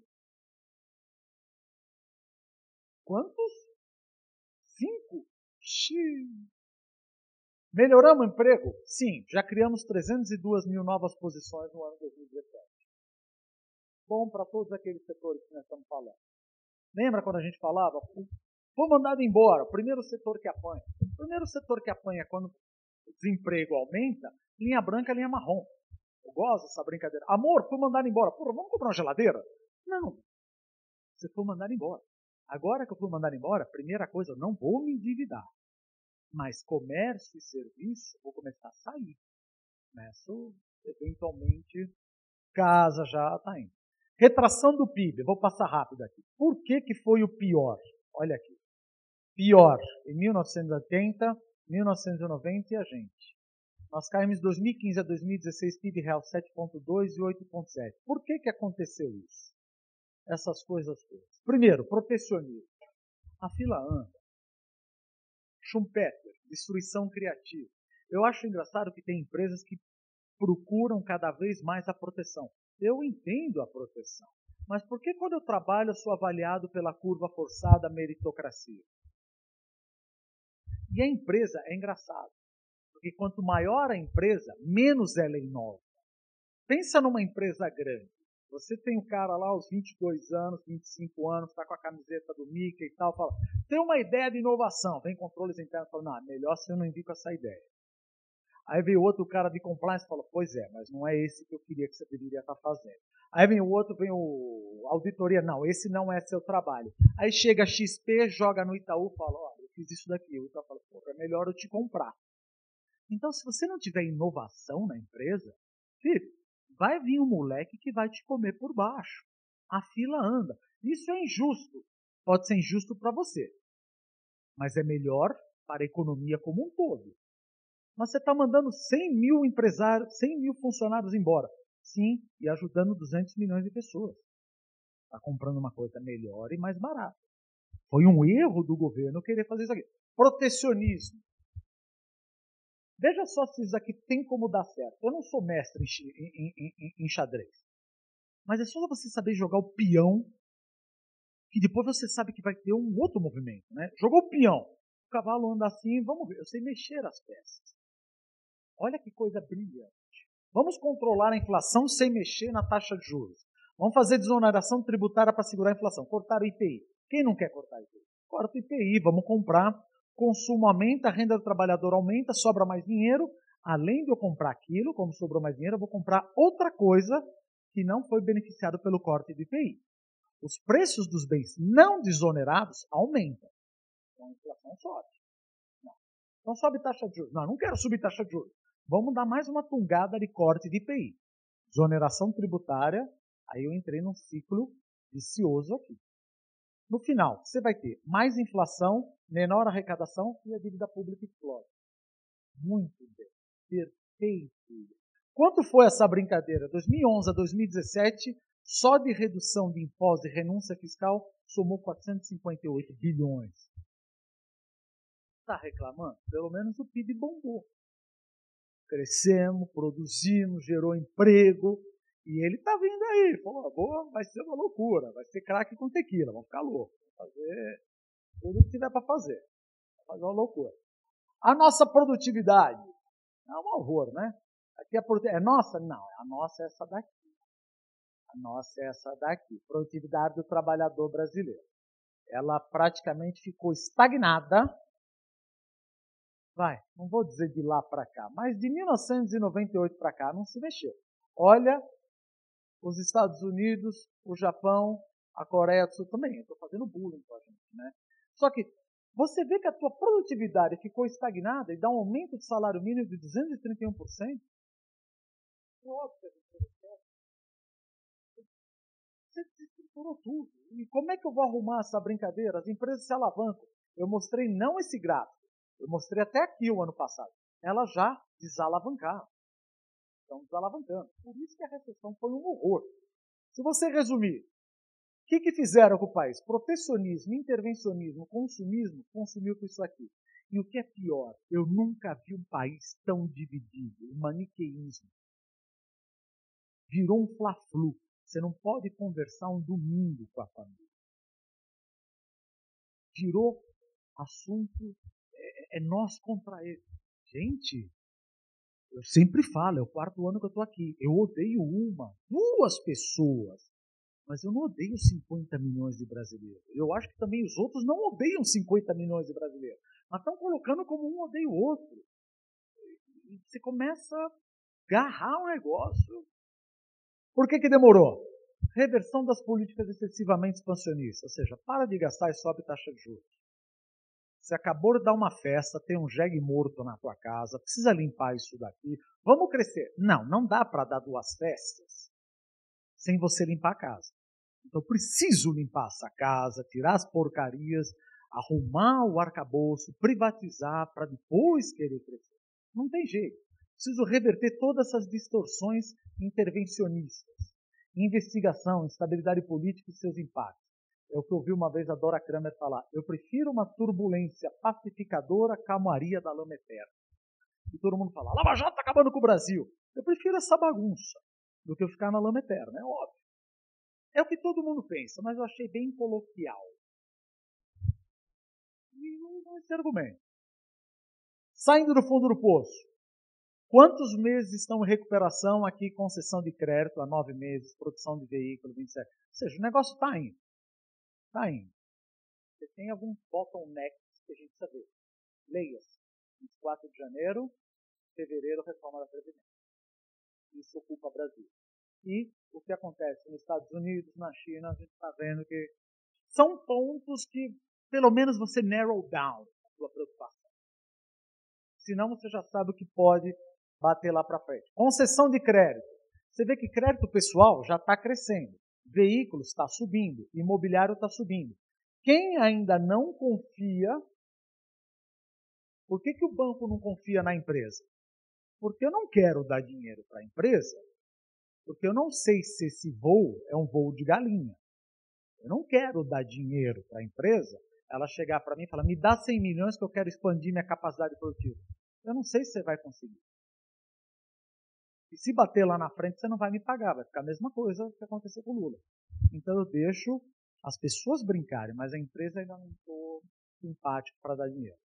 Melhorou? Comprometimento de renda das famílias. Sim, as famílias estão menos endividadas. Está tudo bem. E aqui eu coloco a conclusão. Inflação menor, balanço de pagamentos ok, teto constitucional, privatização. Aqui é uma coisa engraçada, né? Quais são os partidos a favor da privatização? A tônica a favor da privatização. O que você tem? PSDB, sempre a favor da privatização. O PFL, o DEM, que era o antigo PFL, a favor da privatização. Certo? Só quero que você fale em privatização da Eletrobras. Primeira coisa, o PSDB fala o quê? Não, pera um pouquinho. Furnas você não põe a mão. É reduto PSDBista. Chesf você não põe a mão. porque é reduto do DEM. Eletronorte, nesse você não põe a mão. Espera um pouquinho, é porque é estratégico. Você vai vir mesmo com essa groselha de que é estratégico ou você está querendo aparelhar essas empresas? Para. Sabe aquela coisa? Eu estou olhando o teu olhinho. Eu sei que você está querendo me enganar. Para. Não dá. Fala para o jornal, fala para a população. Isso não cola mais. O negócio melhorou. Mais de 302 mil empregos. TLP vai ser substituída pela TJLP. Não dá para dar subsídio. Mas o FAT. Dá o dinheiro para mim que eu sei onde eu vou botar meu FAT. Fala que não é subsídio, porque não tem onde botar meu FAT. Quem disse que eu não tenho dinheiro? Cadê o meu amigo que eu acabei de conhecer agora? Sumiu. Cadê ele? Se eu der o meu FAT, você sabe onde for? Além de colocar no BNDES? Você me ajuda a ganhar dinheiro? Pronto, eu já achei. Só que o governo fala que não tem onde botar o FAT. Então, por isso que não seria subsídio. Desemprego ainda alto. 12,2, déficit primário bateu 184. Gente, a única força motriz será os investimentos privados. Não tem jeito. Deixa eu colocar... olha aqui. Como que eu peguei isso aqui? Que dia que está aqui? 12 de dezembro, é isso? É. Na mesma página. Olha que interessante. O que você interpreta? Consumo das famílias deve crescer 4%. Eu sou velhinho, eu gosto de papel. Eu ponho, escaneio, amarelar. Investimento público em 2007 é o mais baixo da série histórica. O consumo está crescendo, o investimento não vai acompanhar. Se isso continuar, eu vou bater na parede. O investimento público não vai, e o privado vai. A infraestrutura está cheia de dinheiro. Estão citadas na Lava Jato. Quem vai fazer? Eu estou com essa preocupação. Estou acabando. Atualizei o negócio. Lembra que eu mostrava isso daqui nos anos anteriores? Ranking de competitividade. Não vou mostrar. Só atualizei para 2017. Melhoramos. 63 países. Qual é o índice, o ranking de competitividade do brasileiro? Está aqui. Então, calma com o sangue. Não tem cara pior no mundo do que a gente. E pioramos. Caímos bastante. Estamos no 5º ano consecutivo caindo. Queda pelo 5º ano consecutivo. Aí você começa a olhar. O que é isso aí? Ranking de corrupção. Comparação entre 63 países. Bom, é fácil fazer negócio. Se você fizer uma conta, nós temos 513 deputados e 81 senadores. 40% deles responde a algum tipo de procedimento penal, a maioria por corrupção. Maior concentração de criminosos em potencial por metro quadrado que existe no território nacional, excluindo a penitenciária. Não tem mais bandido do que lá. Estava caindo. Mas você estava exagerando. Eu só peguei dados. Está difícil de fazer negócio. E eu estou investindo em infraestrutura, veja, a gente investe 2%. Eu precisaria investir 3,2% para recuperar a depreciação. Mínimo que eu deveria fazer. Para você aumentar, deveria 5,5%. Eu estou fazendo 2%. Ou seja, eu não estou nem repondo a depreciação da minha infraestrutura. E quem vai fazer isso daí? Então eu acho que se tudo der certo, os próximos 5 anos estão ok. Mas mesmo assim, depois, a gente tem que olhar. A educação, eu fiz um update também aqui. Deixa eu colocar na educação. Que é o PISA. Lembra? Eu mostrei que em matemática, a gente estava Program for International Students Assessment. Quem teve a pior nota? O Brasil pegou 69ª posição em 2012. Melhoramos. Estamos 68ª. Em 2015. A hora que você pega em leitura, a gente estava em 50ª posição. Fomos para a 62ª posição. Não tem infraestrutura, não sabe ler, não sabe escrever. Então tem no meio prazo uma coisa mais... Ciências. Estava em 54ª posição, foi para a 66ª posição. Tudo piora no bem longo prazo. Vou fazer um business plan para 10 anos.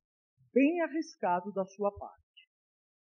Eu sei que muito gringo chega aqui e fala, eu quero que você me mostre um business plan para a tua empresa para 15 anos. Filho, estou com medo da próxima capa da Veja. na melhor das hipóteses, eu te dou 2, 3 aninhos, 10 anos. Ó, 5 anos, nem eu nem você. Se você está para se aposentar, dá em 15 anos, que aquilo não vai rolar mesmo. Não vai rolar mesmo, mas o gringo não sabe. E aí você tem que explicar, enfim, é uma coisa. Pontos de atenção, aqui. Melhora da situação fiscal. Precisa ter a reforma da Previdência. Não tem jeito. Recuperação robusta do nível de investimento privado, principalmente em infraestrutura, privatização e concessão. Precisa ter um presidente de centro reformista. Bolsonaro e Lula é o caminho para isso. Ele votou o Paulo Guedes. Sim, mas ele acabou de tuitar aqui que ele era contra a venda de empresas para a China, porque era o nosso patrimônio histórico. Paulo Guedes vai ter um bruta de um trabalho para convencer ele ao contrário. E o Lula, aqui aquelas coisas, faria um referendo para revogar muitas das reformas aprovadas pelo presidente.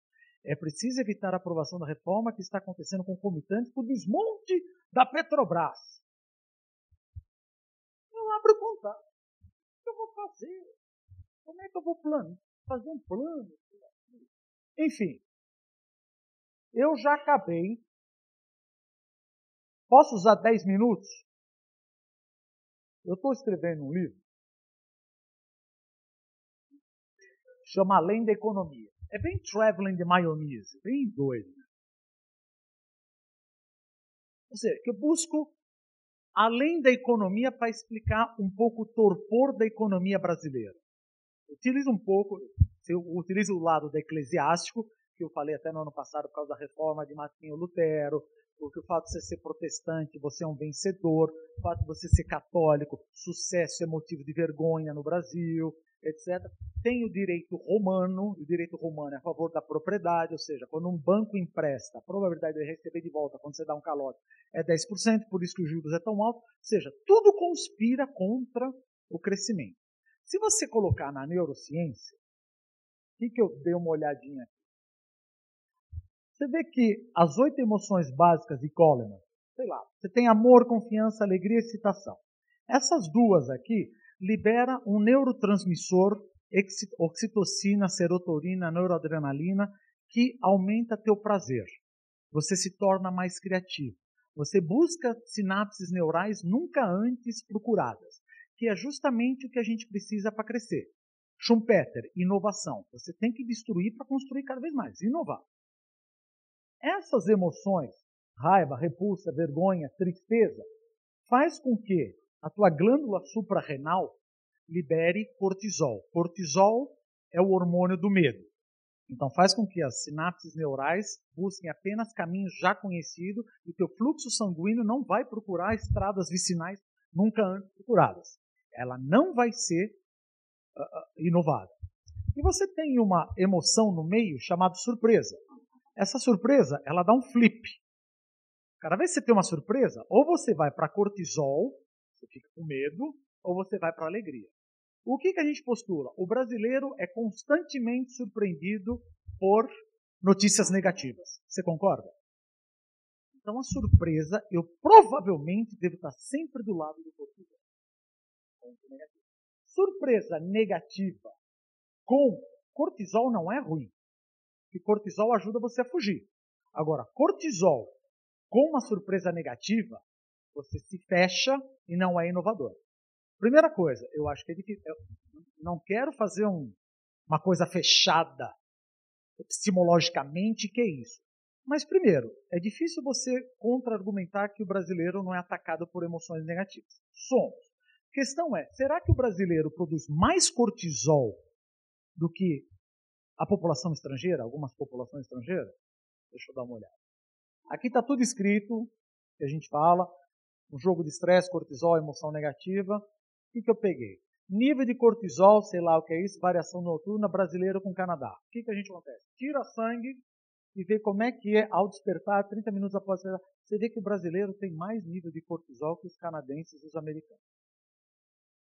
Ou seja, neurobiologicamente, não somos propensos à inovação. Tem mais. E aí, isso pode ser. Não estou querendo dizer por que eu tenho mais cortisol. Não sei. Talvez alimentação, sol, quer que seja. Não é isso. E aí o estudo faz um teste de estresse. para ver o cortisol. Por exemplo, pega o Adriano. Adriano, escreve aí tudo que eu falei. Aí você escreve, você vai fazer uma palestra. Aí eu tiro isso daqui dele e mando ele vir fazer a palestra. E tiro o sangue dele. Eu boto ele num estresse, que é esse daqui. E vejo o nível do cortisol dele. E ainda faço um outro teste. Adriano, pensa no número 1061. Pensou? Pensei. Tira 9. Ele vai tirando 9. Cada vez que ele erra, ele começa de novo. Cada vez que ele erra, eu tiro o sangue. Olha o nível do cortisol do brasileiro quando é submetido a estresse. Ou seja, neurobiologicamente, estamos ferrados. Eclesiasticamente, o catolicismo não é como o luteranismo, o protestantismo, que privilegia o ganho. Pelo contrário, eu peguei o Dom Odilo, não sei o que, coisa de uns 3 meses atrás, que ele falou, a dignidade do homem é o poder doar até aquilo que tem para os outros. Tá, mas e se o outro não estiver trabalhando? Você já, é o que eu sempre falo, eu gosto de repetir. Você já comprou um carro novo? Eu adoro isso daí. E mostrou para a tua família? Você viu realmente que eles estavam felizes quando eles viram o carro novo? Nossa, Deus abençoe, hein? Não, não é. Se Deus abençoe, vem carregado de sal. Você deveria estar contente. Nossa, hein? Ajuda os pobres. Eu trabalhei, pô. Ajuda teu primo. Aí o teu primo vai e pede 100 mil reais no domingo à tarde, porque ele vai fazer um fundo de Bitcoin. O que é Bitcoin? Eu não tenho a mínima ideia, mas está bombando. Aí se você não emprestar esses 100 pau? Aí você empresta. Aí deu 3 anos, você resolve ligar para aquele cara que ele desapareceu. Oi, quem é? Teu primo, você quer? Não sei, talvez o dinheiro de volta? Resposta, você acha que eu vou te roubar? É ou não é? Ela está balançando a cabeça, você já tomou muito dessa, né? Todo mundo tem um primo. Então tudo conspira contra o sucesso eclesiasticamente. Que o berço da contra-reforma na América Latina, do Concílio de Trento, foi no Brasil. Que era justamente, luterano era o quê? Deus está em toda parte, não sei o quê. As igrejas rococó, o barroco, aleijadinho, mostra toda a contra-reforma. Então o catolicismo ele veio como a parte do catolicismo. Não estou dizendo que o ventre do capitalismo é o protestantismo. Não é isso. Mas o catolicismo não privilegia o capitalismo. E o pior é que é meu direito romano. E como é que é o direito nos Estados Unidos e na Inglaterra? É o common law. O common law é você deve, você paga. Não tem direito à propriedade. Então aqui eu estou atrapalhado eclesiasticamente, neurobiologicamente e legalmente. Tirando corrupção. Enfim, só para acabar, queria agradecer e me colocar à disposição. Eu saí do banco, decidi sair, correr. Falei, não estou ganhando dinheiro mesmo, vou ganhar dinheiro com o meu corpo. Vou vender um pedaço do rim, acho, né? Montei aqui Dumas Consultoria, assessoria, consultoria, outros cursos. Para quem achar interessante, seria um enorme prazer poder trabalhar com você. No mês passado, na palestra anterior, nós tivemos uma explanação sobre os investimentos em energia elétrica no Brasil, a situação atual, o nosso mapa elétrico, de hidroelétrico para hidrotérmico, termoelétrico, enfim, a dependência hoje muito mais térmica do que hidro. E foi colocado que se o Brasil crescer 2,5%, não há energia suficiente. Mas o senhor compactua com essa questão de que também não adianta ir muito, porque aí vai atravancar não só por estrada, portos, aeroportos, mas também pela energia elétrica? Esse é aquele bottleneck que nós estamos falando. Primeiro, a hidrelétrica vai depender do regime de chuva. Por exemplo, quando eu falei da tempestade perfeita em 2014, nós acertamos tudo. A única coisa que nós erramos foi, vai ter apagão. A sorte é que nós conseguimos cair 4%. E a outra coisa que nós erramos, eu falei, a Argentina vai ser campeã. Falei, seria a tempestade perfeita. Se chover, dá para ir. Mesmo que não chova, eu vou ter que usar aquelas termoelétricas sistema isolado. Tem que fazer. Agora, crescer 5 com 5 com esse índice, de chuvas, aí você vai ter problema. Eu acho que é um bom ponto, porque 3% ano que vem, fala, e 2020, eu não vejo chance no negócio. Tem tanto gargalo que não dá para você se animar demais. São 2 anos de planejamento de vendas. Não dá para planejar sim, você tirar essas intempéries. Você concorda que eu estou sempre correndo, ou seja, o governo está sempre correndo atrás do prejuízo? Cadê o planejamento? Não tem planejamento. E outra, vamos fazer leilão. Tá bom, vamos fazer leilão. Quem vai construir isso? Cara? Vamos botar as empresas que estão citadas na Lava Jato. Gente, eu trabalhei em banco. Se vai uma empresa citada no Lava Jato pedir recursos para fazer o Project Finance, sobe, vai para Roberto Setúbal. Ninguém quer fazer.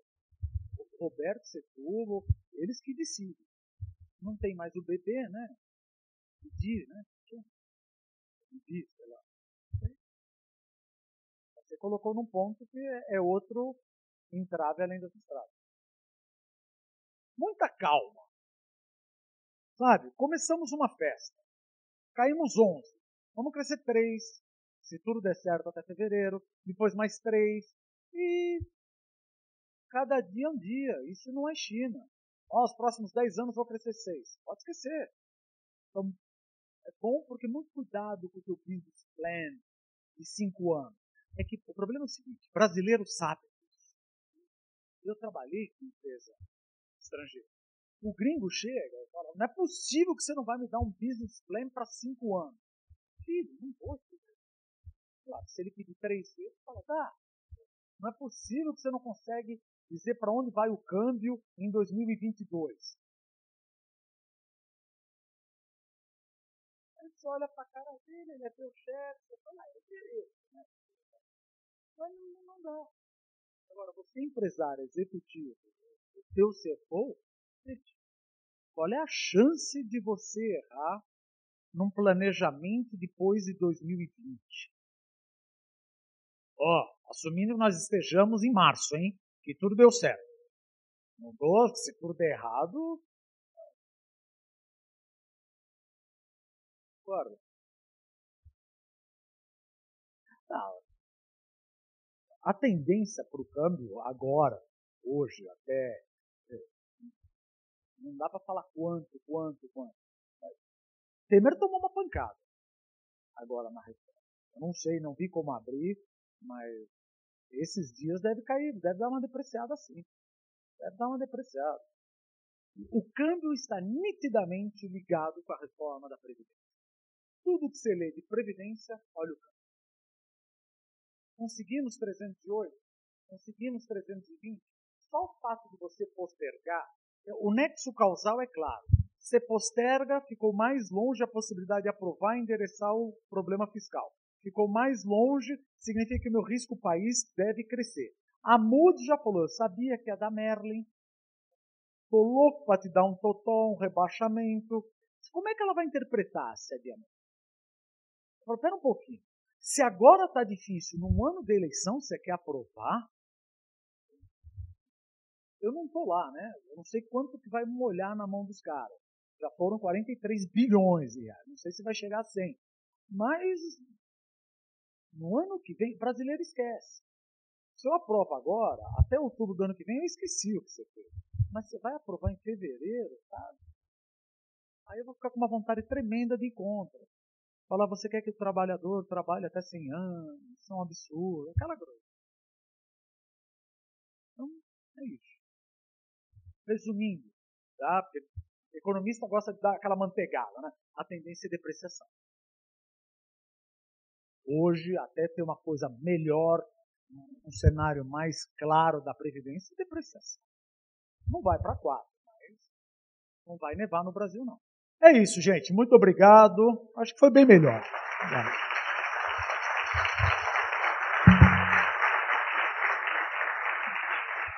Bom, está terminando 2017. E nós já estamos preparados para os desafios que virão em 2018. Mas, como a gente mesmo cria os problemas, nós também temos que ser altamente suficiente para poder resolvê-los. Eu queria agradecer a presença de todos e, em nome da diretoria da Abrafiltros, desejar para vocês um feliz 2018 com paz, saúde, harmonia, austeridade e justiça.